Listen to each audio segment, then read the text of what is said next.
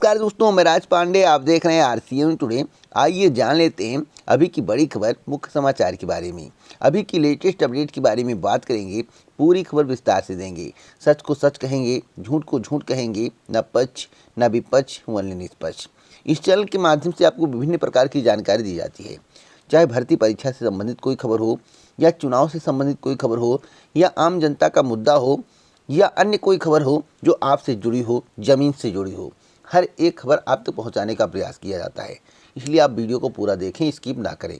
आज की इस वीडियो में 20 बड़ी खबरों के बारे में आपको जानकारी मिलेगी, जो कि उत्तर प्रदेश, राजस्थान, बिहार और नई दिल्ली की है। तो सबसे पहले मैं बात करूंगा राजस्थान की। उससे पहले आप वीडियो को लाइक शेयर जरूर कर दें। अगर आप इसी प्रकार की ऑथेंटिक जानकारी प्रतिदिन चाहते हैं तो चैनल को सब्सक्राइब कर लें, बेल आइकन दबा दें, ऑल पर सेलेक्ट कर दें, जिससे हमारी वीडियो का नोटिफिकेशन आप तक सबसे पहले पहुंच जाए, वीडियो को आप सबसे पहले देख पाएँ। पहली खबर राजस्थान शिक्षक भर्ती को लेकर है। राजस्थान शिक्षक भर्ती को लेकर बहुत ही बड़ी खबर है। बीएड अभ्यर्थी सुप्रीम कोर्ट जा रहे हैं। सुप्रीम कोर्ट में जल्द एसएलपी दायर की जाएगी और मजबूत पैरवी करने की मांग भी की गई है। बीएड और बीएसटीसी विवाद में अब मामला फंसता हुआ नजर आ रहा है। सवाल है, क्या बीएड अभ्यर्थी पुनः शामिल हो पाएंगे शिक्षक भर्ती में? तो मैं आपको बताना चाहता हूं, यह सुप्रीम कोर्ट के ऊपर निर्भर करता है। सुप्रीम कोर्ट जो भी डिसीजन देगा वही सर्वमान्य होगा। इसके संबंध में भविष्यवाणी कर पाना मुश्किल है।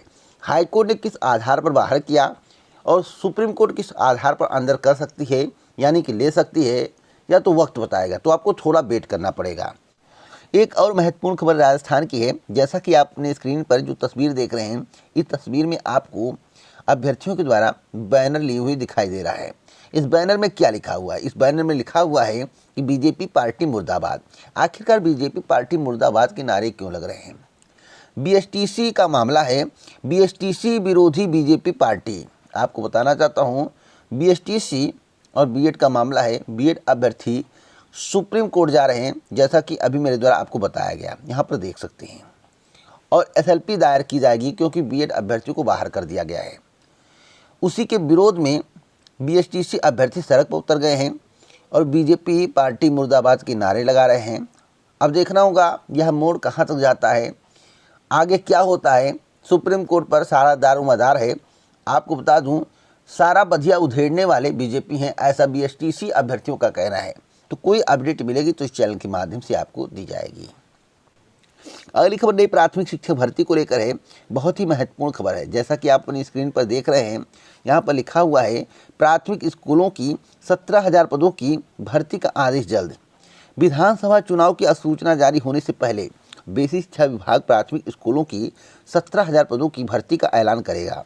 शासन इस संबंध में विस्तृत कार्यक्रम जल्द जारी करने की तैयारी में जुटा है। परीक्षा नियामक प्राधिकारी प्रयागराज को ही परीक्षा संस्थान बनाया जा सकता है, जो विज्ञापन घोषित करेगा। विज्ञापन कब आएगा? मेरे द्वारा कल ही पोस्ट के माध्यम से आपको बताया गया था, कम्युनिटी पोस्ट देख लीजिए, कि 7 तारीख को 4 बजे के बाद विज्ञापन जारी किया जा सकता है। आज विज्ञापन आएगा या नहीं आएगा? देखिए, जो मुझे जानकारी मिली थी मैंने आपको बता दिया। विज्ञापन आए या ना आए, या शासन और परीक्षा नियामक प्राधिकारी और मंत्री जी जाने। लेकिन आज के समाचार पत्र में क्या लिखा हुआ है उसको भी देख लीजिए, जिससे आपको विश्वास पड़ सके। यहाँ पर देखिए, साफ साफ लिखा हुआ कि मंत्री ने कहा था कि 1,37,000 शिक्षा मित्रों का समायोजन रद्द होने से रिक्त सीटों में से सिर्फ 17,000 ही बची हैं। इन पदों के लिए नया विज्ञापन आएगा, जिसमें सभी अभ्यर्थी आवेदन कर सकेंगे। शासन इस भर्ती को जारी करने की तैयारी में जुटा है। शुक्रवार या शनिवार को इस संबंध में आदेश जारी होने की उम्मीद है। शुक्रवार तो 7 तारीख का मेरे द्वारा जिक्र किया गया था। अब भर्ती आए या ना आए, मैं भविष्यवक्ता नहीं हूँ, लेकिन जानकारी कलेक्ट करने के बाद कल ही मेरे द्वारा आपको बताया गया था, सबसे पहले बताया गया था, आप जाकर कम्युनिटी पोस्ट में पढ़ सकते हैं। तो आप लोग इंतजार करिए। जहाँ तक रही 97,000 शिक्षक भर्ती की बात, तो इस चैनल के माध्यम से आपको बताया गया था कि 97,000 शिक्षक भर्ती का विज्ञापन जारी नहीं होगा किसी भी कीमत पर। और लोकसभा चुनाव के ठीक 6 महीने पहले, यानी कि 7 महीने पहले, एक और भर्ती आपको देखने को मिलेगी। कितने पदों पर देखने को मिलेगी इसकी कोई गारंटी नहीं है।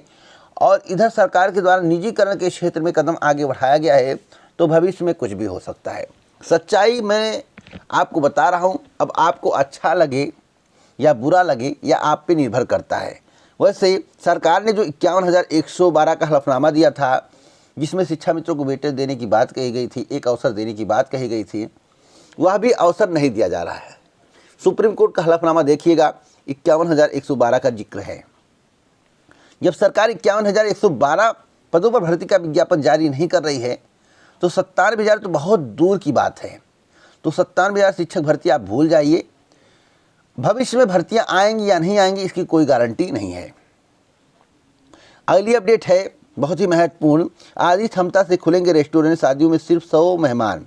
लखनऊ में कोरोना के 408 नए मरीज, एक्टिव केस 1000 के पार हो गए हैं, पाबंदियां बढ़ा दी गई हैं। तो जैसा कि आप अपनी स्क्रीन पर देख रहे हैं, यहाँ पर लिखा हुआ है swimming pool, gym, water park बंद, रात्रि कर्फ्यू रात 10 से सुबह 6 बजे तक।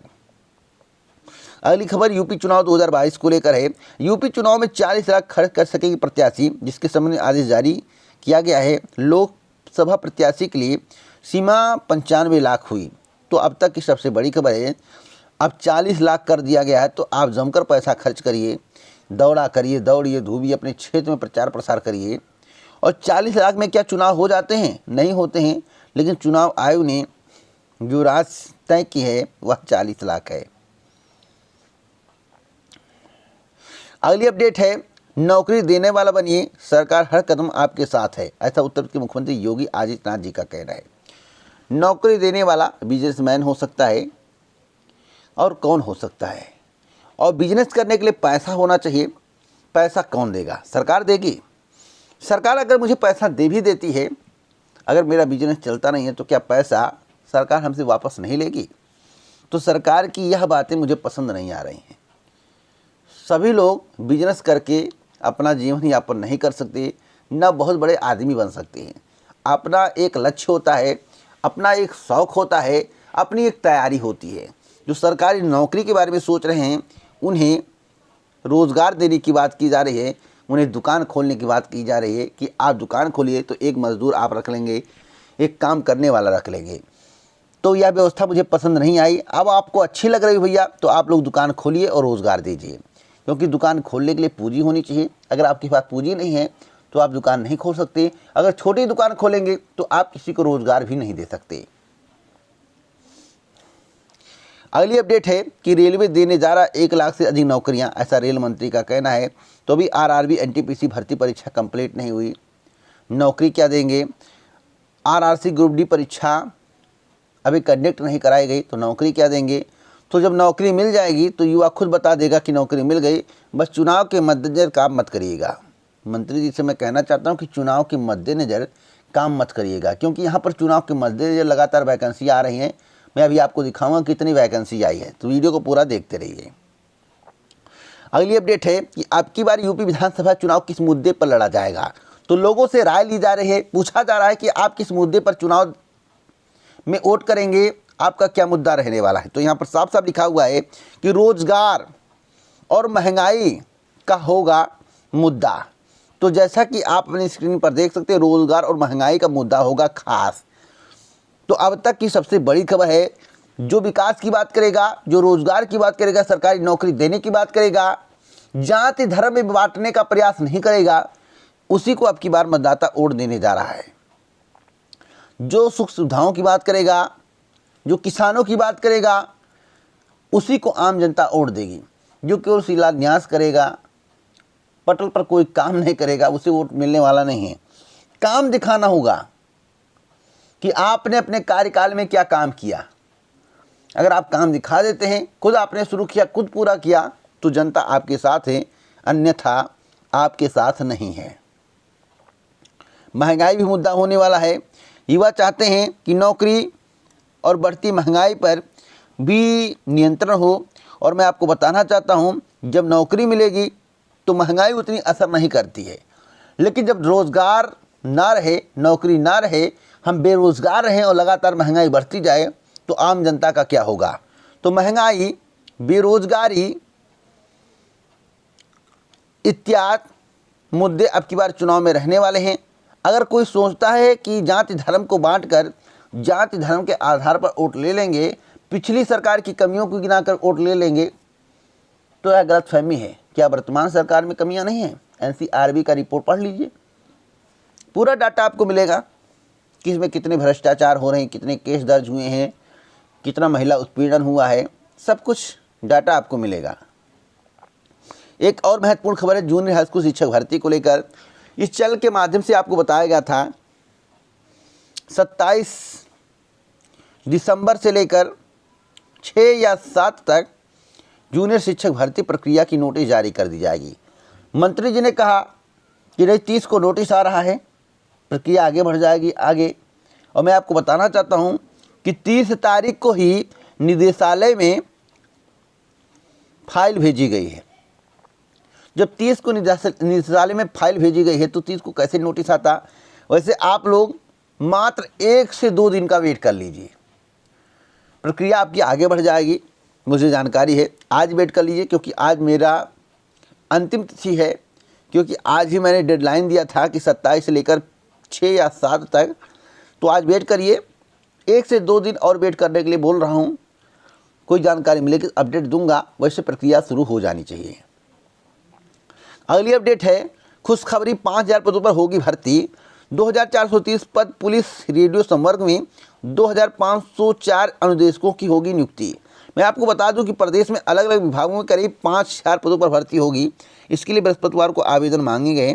इसके तहत उत्तर प्रदेश पुलिस रेडियो संवर्ग में सहायक परिचालक, प्रधान परिचालक व क्रमशाला कर्मचारी के 2430 पदों पर भर्ती होगी। वहीं अधीनस्थ सेवा चयन आयोग ने अनुदेशक की 2504 पदों के लिए भर्ती निकाली है। तो चुनाव है, भर्ती आएगी, इसमें दो राय नहीं। अब हम आपको बताना चाहते हैं भर्ती पूरी होगी या नहीं। आपको पूछना चाहिए ना कि भर्ती पूरी होगी या नहीं, तो मैं आपको बताऊंगा। तो मैं आपको बताना चाहता हूं, एक भी भर्ती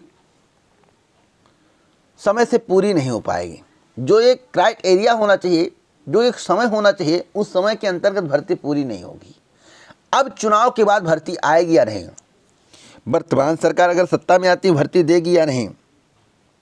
तो मैं आपको बता दूं, कोई भी भर्ती का विज्ञापन जारी होगा तो सभी लोग अप्लाई करेंगे, चाहे पेट में 5 नंबर पाए हो, चाहे 7 नंबर पाए हो, चाहे 10 नंबर पाए हो। कोई क्राइटेरिया निर्धारित नहीं किया गया है। क्यों नहीं किया गया है? क्योंकि चुनाव में वोट लेना है। अगर पहले ही शॉर्ट लिस्ट करके बता दे कि कौन कौन मुख्य परीक्षा में बैठेगा, तो जो बाहर होंगे क्या वर्तमान सरकार को वोट करेंगे? सभी लोग कहने लगेंगे कि पेट बहुत खराब है और पेट में गड़बड़ी हुई है, धांधली हुई, इतना मेरिट चला गया, हमें अवसर नहीं मिला, अब आगे भर्ती में अवसर नहीं मिलेगा। तो वर्तमान सरकार का वोट बैंक खिसकेगा। इसलिए वर्तमान सरकार के द्वारा जो भर्तियों की शॉर्ट लिस्टिंग की जाएगी, शॉर्ट लिस्ट किया जाएगा कि कौन कौन अभ्यर्थी मुख्य परीक्षा में बैठेंगे, वह चुनाव के बाद। यानी कि चुनाव से पहले आपको यह नहीं बताया जाएगा कि आप मुख्य परीक्षा में बैठने वाले हैं या नहीं। तो आप सोच सकते हैं, और मैं आपको बता दूं, सभी लोग आवेदन कर दीजिए, लेकिन 16.5 से लेकर 18 गुना ही अभ्यर्थी मुख्य परीक्षा में बैठेंगे। अगली अपडेट है एलटी ग्रेड शिक्षक भर्ती को लेकर। नई शिक्षक भर्ती की मांग की जा रही है। भर्ती के लिए आयोग पर प्रदर्शन, आदर्श आचार संहिता से पहले विज्ञापन जारी करने की उठी मांग, हजारों पद खाली। मैं आपको बताना चाहता हूं कि एलटी ग्रेड शिक्षक भर्ती के लिए बृहस्पतिवार को उत्तर प्रदेश लोक सेवा आयोग में प्रतियोगी छात्रों ने प्रदर्शन किया। युवा मंच के बैनर तले बड़ी संख्या में जुटे छात्रों ने मांग की है कि चुनाव आदर्श आचार संहिता लागू होने से पहले एलटी ग्रेड शिक्षक भर्ती का विज्ञापन जारी किया जाए। प्रतियोगियों का कहना है कि पिछले 7 वर्षों में सिर्फ एक बार एलटी ग्रेड शिक्षक भर्ती का आयोजन किया गया। विद्यालयों में शिक्षकों के हजारों पद रिक्त हैं। मैं आपको बताना चाहता हूं कि सारी प्रक्रियाएं पूरी कर ली गई हैं। भर्ती का विज्ञापन आएगा या नहीं आएगा कंफर्म नहीं किया जा सकता, क्योंकि शासन से निर्देश अभी तक प्राप्त नहीं हुआ है। लेकिन हाँ, मैं इतना बता सकता हूं, जब भी भर्ती का विज्ञापन आएगा 8500 से अधिक पदों पर आएगा।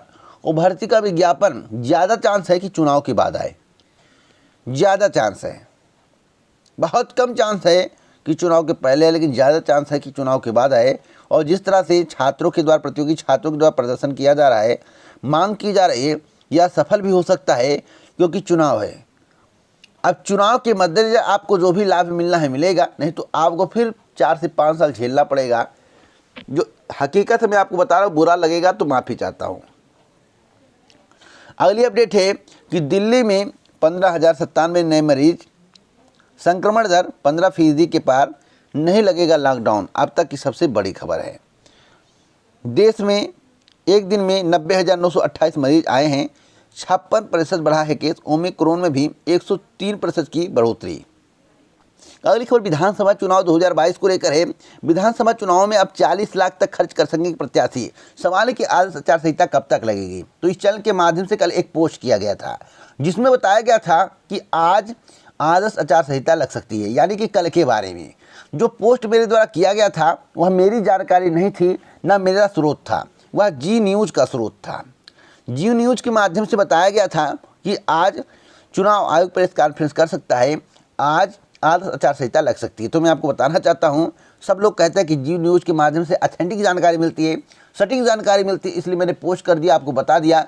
कुछ लोग कहेंगे कि आपने बताया था आदर्श आचार संहिता लगी नहीं, तो मैं आपको बताना चाहता हूँ आदर्श आचार संहिता के संबंध में मेरे द्वारा जानकारी आपको बहुत पहले ही दी गई है कि 9 से 17 के बीच में आदर्श आचार संहिता लगेगी। अब वेट करिए, जो बताया हूँ वही होने वाला है, उससे विपरीत नहीं होगा। अगली अपडेट है, आज से होगी यूपीएससी की मुख्य परीक्षा, याचिका खारिज कर दी गई है। हाई कोर्ट ने यूपीएससी के फैसलों में हस्तक्षेप करने से इनकार किया है। कोरोना को देखते हुए परीक्षा स्थगित करने के लिए दायर की गई थी याचिका। अगली खबर कोरोना की महामारी को लेकर है। कोरोना की तीसरी लहर का कहर जल्द खत्म होगा। विशेषज्ञों ने कहा कि संकेत मिल रहे हैं कि तीसरी लहर पहले से बड़ी होगी, पर चरम जल्द आएगा। तो मैं आपको बताना चाहता हूँ, तीसरी लहर बड़ी भले हो, लेकिन इसकी समाप्ति बहुत जल्द होगी। तो आप लोग वेट करिए, मई माह से कोरोना के केस लगातार कम होने शुरू हो जाएंगे। तो अब तक की सबसे बड़ी खबर है। अगली अपडेट है, निर्वाचन आयोग ने चुनाव में खर्च की सीमा बढ़ाई, जिसके संबंध में अभी मेरे द्वारा जानकारी दी गई है। कई समाचार पत्र में इस विषय में जानकारी दी गई है। एक और महत्वपूर्ण खबर है, पुलिस की रेडियो शाखाओं में 2430 पद पर होगी भर्ती, जिसके संबंध में विज्ञापन जारी कर दिया गया है। अगर आपको विज्ञापन के संबंध में जानकारी चाहिए, नोटिफिकेशन को पढ़ना है, आहर्ता वेतन इत्यादि के बारे में जानना है, तो आप उत्तर प्रदेश पुलिस भर्ती एवं प्रोन्नति बोर्ड के अधिकारी वेबसाइट पर जाकर नोटिफिकेशन को डाउनलोड कर सकते हैं। अगली अपडेट है, खिलाड़ियों को समूह गा की भर्ती में 2% का आरक्षण। आपको बता दें कि राज्य सरकार ने विधानसभा चुनाव से पहले प्रदेश के खिलाड़ियों के हित में 3 बड़े फैसले किए हैं। पहला, समूह गा के पदों पर भर्ती में खिलाड़ियों को 2% आरक्षण मिलेगा। दूसरा, समूह खा, गा व घा के पदों पर आफ्टर प्रमोशन दिया जाएगा। तीसरा, सरकार खेलों में पदक पाने वालों को बीएससी, डिप्टी एसपी जैसे पदों पर सीधे नियुक्ति दे सकेगी। तो अब तक की सबसे बड़ी खबर है।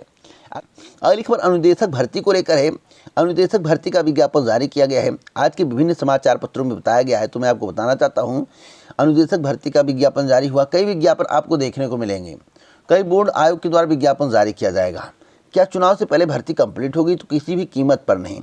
साथ साथ मैं आपको बताना चाहता हूँ, जो पिछली भर्तियां हैं वह भी पेंडिंग रहने वाली हैं ज़्यादातर, और ज्वाइनिंग आदर्श आचार संहिता में नहीं मिलेगी, क्योंकि चुनाव आयोग इसके लिए परमिशन नहीं देगा, बहुत कम उम्मीद है। अगर दे भी देता है तो कुछ का देगा और कुछ तब भी लंबित रहेगी। तो सवाल है कि सभी भर्तियों का विज्ञापन जारी हो रहा है। शिक्षक भर्ती आने वाली है, अनुदेशक का आ गया, लेखपाल का आ गया, एनएम का आ गया चुनाव से ठीक पहले। तो क्या यह भर्ती पहले नहीं आ सकती थी? तो आ सकती थी। देखिए, चुनाव के पहले भर्ती आने से आप लोग आवेदन करेंगे, ज़्यादा से ज़्यादा आवेदन होगा तो एक उम्मीद रहती है कि नौकरी मिलेगी।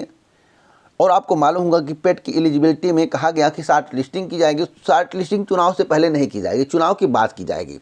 ज़्यादा से ज़्यादा लोग आवेदन करेंगे, लेकिन चुनाव के बाद जब शॉर्ट लिस्ट किया जाएगा तो 16.5 गुना से लेकर 18 गुना अभ्यर्थी मुख्य परीक्षा में बैठेंगे, बाकी बाहर हो जाएंगे। बाहर कौन होंगे, इसके संबंध में इस चैनल के माध्यम से बहुत पहले बताया गया है। लेकिन मैं आपको बताना चाहता हूँ कि चुनाव के पहले भर्ती का विज्ञापन इस बात का संकेत है कि चुनाव के बाद अगर पुनः सरकार बनती है तो यह भर्ती समय से कंप्लीट नहीं होगी, या कोई भी सरकार है समय से कंप्लीट नहीं होगी।